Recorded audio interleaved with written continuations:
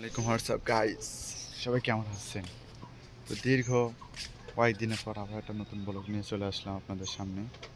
হচ্ছে আমার গাছ, আমার ছাদে যে ছাদ বাগান অনেক মানে অনেক নোংরা হয়েছে। নোংরা বলতে আর কি, আমার আম্মু আমার গাছের গোড়াতে গোড়াতে প্রত্যেকটা শাকের বীজ দিছিল, যেমন সবুজ শাক, লাল শাক। তো ওইগুলো আজকে তুলবো।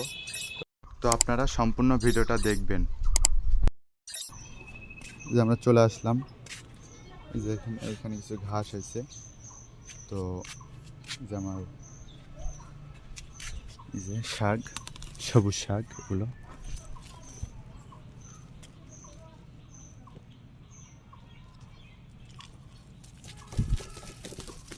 এভাবে মাটিগুলো ছাড়ায়নি, কারণ মাটি তো আর রান্না করা যায় না।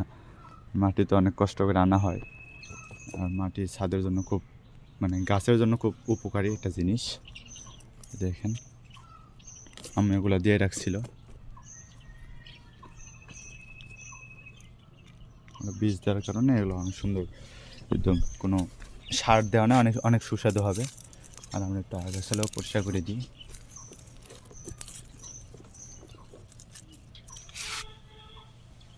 তো প্রথম গাছ থেকে আমরা এতগুলো পাইছি।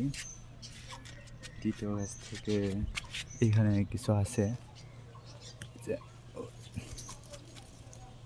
এভাবে সারা নিতে হয়।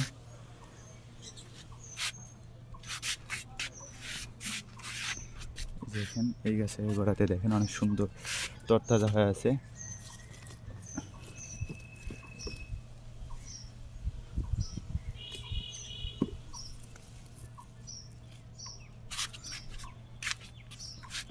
এখানে একটা সুন্দর মরিচ গাছ হয়েছে দেখেন।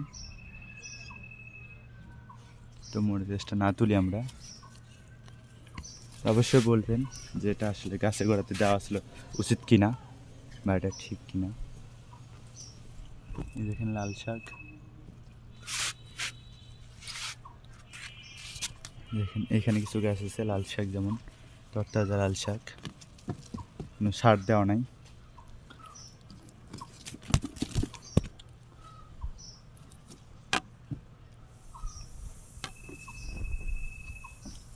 কচু হয়েছে, কচুটা আমি তুলে ফেলে দিই।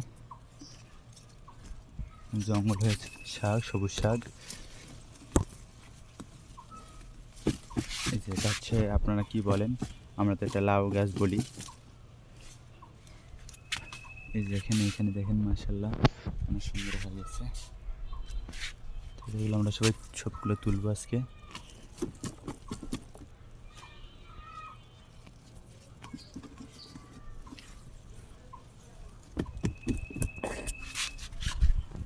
এগুলো আজকে আমরা রান্না করবে, অনেক সুস্বাদু লাগবে খাইতে।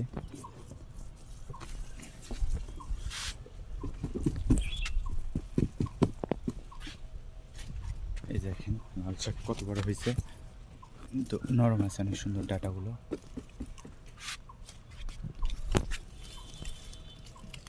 এইভাবে সব মিলে দেখেন।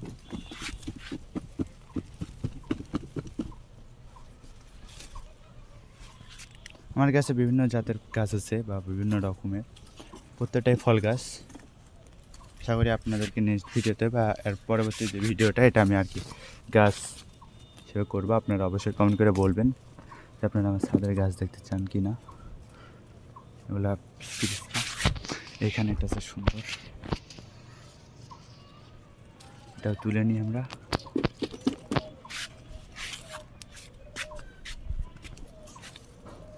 এখানেও আছে কিছু লাল শাক, লাল শাক। যে এখানে কিছু, এখানে একটা পুঁই শাক হয়েছে, দেখেন পুঁই গাছ। এটাকে আপনারা কি বলেন? আমরা তো পুঁই গাছ বলে থাকি। এটাও তুলে নিলাম। তো নিচে লাগাই দেবেনি না, সেটা খেয়ে নেবেনি। আর পুঁই গাছটা সব জায়গায় হয়, তো একটু পানি দিলেই হয়ে যায়। আর এই যেগুলো আগাছা বলে, এটা আমরা সবুজ সার হিসেবে এখানে তুলে দিয়ে দিই। মানে একটা সবুজ সারের মতন কাজ করে। এখানে কোনো ইয়ে নাই। এখানে একটা পুঁই গাছ আছে, সেটা থাক। আর আর কোনো ইয়ে নাই। এই ছিল, আরও আছে, চলেন আপনাদেরকে দেখাবো। আরও কিছু গাছ আছে, এই যে দেখেন গাইস, এই যে সবুজ শাক। এটা একটা ফুলের টপের ভিতরে হচ্ছে, এটা জিও ব্যাগ। আমার প্রত্যেকটা জিনিস জিও ব্যাগে লাগানো।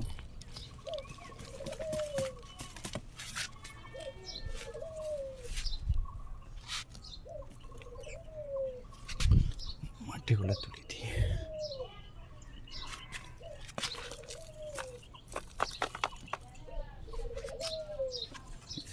লাল শাক,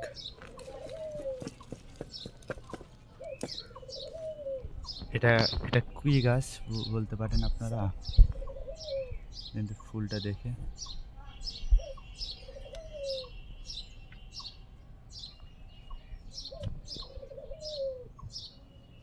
চিনতে পারেন কি না এটা কি গাছ। গাছটা কাটা আছে, যে এখানে একটা ফুল কাটা আছে গাছটায়, দেখি আপনারা বলতে পারেন কি না কমেন্ট করে।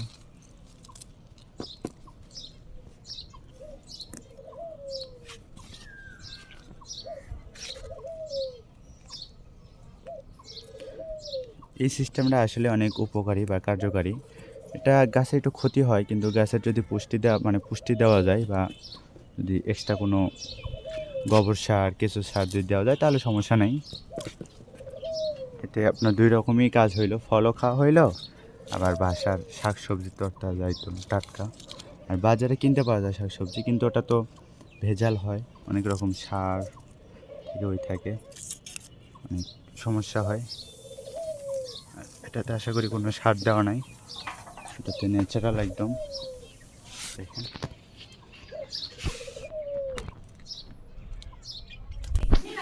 তো এই ছিল আজকে। ওকে, আবার নেক্সট ভিডিওতে বলবো যে আমার ছাদে আর কি কি গাছ আছে, বা কী কী আমি আর কি চাষ করি বা পালন করি। আপনারা তো অবশ্যই জানেন যে আমি কী কী পালন করি, থাকি। আল্লাহ হাফেজ, আসসালামু আলাইকুম।